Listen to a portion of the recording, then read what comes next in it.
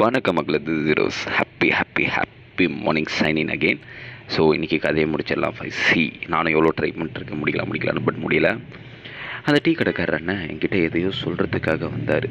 ஆனால் நான் அதை கவனிக்காமல் என்ன பண்ணிக்கிட்டு இருந்தேன் அப்படின்னா, அந்த பஸ்ஸையே கவனிச்சிட்டு இருந்தேன். இன்றைக்கும் அந்த பஸ் வந்தது, அவளை பார்ப்போமான்னு பார்த்துக்கிட்டே இருந்தேன். ஒரு செகண்ட் அந்த பஸ்ஸில் ஏறி இது உள்ளே இருக்காளான்னு சுற்றி தேட ஆரம்பித்தேன். அப்போது என்ன தெரியல, திடீர்னு லெஃப்டில் ஜன்னல் வழியாக அதே எல்லோ கலர் சுடிதார் பார்த்த உடனே எனக்கு ஸ்டன் ஆகி நான் இறங்கி அவ்வளோ தூரம் ஓட ஆரம்பித்தேன். அவள் அங்கே இருப்பாளோ அப்படின்ட்டு அப்படியே தேடிக்கிட்டே இருக்கும்போது தம்பின்னு ஒரு குரல். என்னன்னு பார்த்தா அந்த டீ கடைக்காரர் அண்ணன். தோ இருங்கண்ணா அப்படின்னு திரும்புகிறேன். அன்றைக்கி நான் பார்த்த அதே முகம், அதே கண்கள், அதே கருநீர கூந்தல்கள் அவ்வளோ அழகாக இருந்தா. கிட்டத்தட்ட 3 வருஷம் கழித்து பார்க்குறேன். நான் முதல்ல அவளை எப்படி பார்த்தனோ அப்படியே தான் இருக்கா. நான் அவள் கண்ணை பார்க்குறப்போ அவள் கண்ணு கலங்க ஆரம்பிச்சிது. என்னடா இது, அவன் ஏன் அழுவுறா, நான் அழுவுறேன், ஓகே. அப்போ நான் கொஞ்சம் கொஞ்சமாக கிட்ட போக ஆரம்பித்தேன். அவளும் கொஞ்சம் கொஞ்சமாக அழுகை அதிகமாக்க ஆரம்பித்தா. நான் அவள் கண்ணை மட்டும்தான் பார்த்துட்டு போயிட்டு இருந்தேன். அவள் கண்ணில் கலங்குற கண்ணீரை பார்க்க எனக்கு ஆசை அதிகமாக ஆரம்பிச்சது. உடனே அவகிட்ட போனதுக்கப்புறம்தான் அவள் கழுத்தை பார்க்குறேன். She's married. எனக்கு ஒரு நிமிஷம் எதுவுமே புரியல. நம்ம கையில் அழகான ஒரு கிளாஸ் பவுல், அது எங்கேயுமே கிடைக்காது. அது நம்ம கைக்கு வந்துட்டு திரும்பி போயிடுச்சு. ஆனால் அந்த பவுல் மேலே தான் நம்ம மேலே ரொம்ப ஆசையாக இருக்கும். அந்த பவுல் கண்டிப்பாக நமக்கு வேணும் தேடி அலைஞ்சி அந்த பவுலை தூரத்தில் ஷோரூமில் பார்க்குறோம். கொஞ்சமாக அந்த பார்த்த உடனே அதை எடுக்கணுங்கிற ஒரு ஆசையில் அவசரமாக போய் அதை தூக்க ஆரம்பிக்கிறோம். அதுக்கு பே பண்ணலாங்கிற நேரத்தில் நம்ம கையை விட்டு சதறி கீழே விழுந்து உடச்சா எப்படி இருக்குமோ அப்படி தான் அன்றைக்கி எனக்கு இருந்தது. ஏன்னா கிட்டத்தட்ட 3 வருஷம், ஆல்ரெடி 3 வருஷமாக அவளை பிரிஞ்சிருந்தேன். 1 வருஷமாக அவளை லவ் பண்ணேன். ஆனால் எனக்கு தெரியாது இது ஒன் சைடு லவ் தான் நான் நினச்சேன். ஆனால் அவளும் என்னை லவ் பண்ணியிருந்திருக்கா. ஆனால் கழுத்தில் தாலியை பார்த்த உடனே என்ன சொல்கிறதுன்னு தெரியல. நான் அன்றைக்கி தான் அவகிட்ட வாட்டி பேசுகிறேன், ஹாப்பி மேரிட் லைஃப்ன்ட்டு.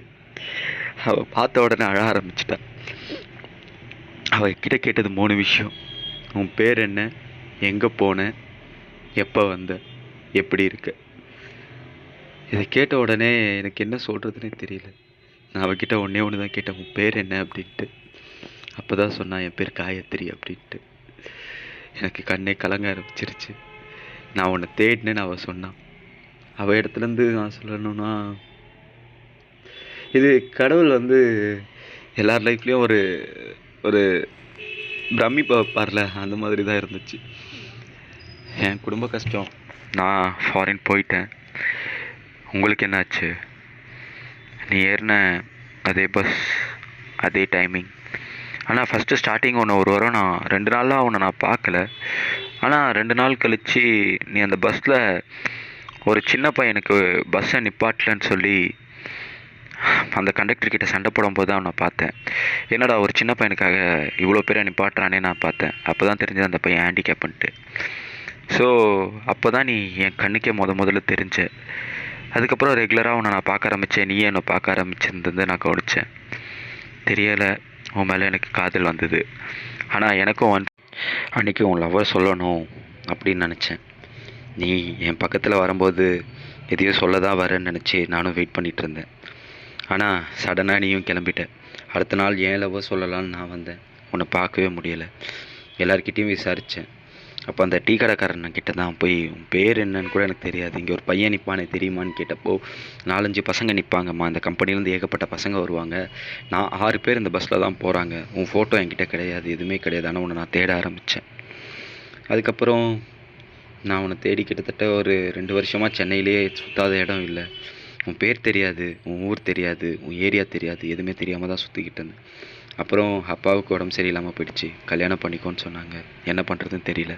ஸோ முன்னே தேடி தேடி பார்த்து அழுத்து போனேன்னா அப்பாவோட கண்டிஷனுக்காக ஓகே சொல்லி கல்யாணம் பண்ணிக்க வேண்டியதாகிடுச்சு. ஆனால் என் காதல் உண்மையானது. இப்பொழுது நான் அவளின் அவன், உன்னவன் இல்லை அப்படின்னு மட்டும் அவங்க சொன்னாங்க. என்னமோ தெரியல, ஒன் சைட் லவ்வாக இருந்தாலும் வலிக்குது தான். அவங்க இதெல்லாம் சொன்னதுக்கப்புறம் தான் எனக்கே தெரிஞ்சுது அவங்க என்னை காதலிச்சிருக்காங்கன்ட்டு. என்ன பண்ணுறதுன்னு தெரியல. நேராக பீச் தான் போனேன். அப்போ தான் ஒரு விஷயம் புரிஞ்சுது. என் காதல் கடல் போல, கடல் அலை போல இல்லை.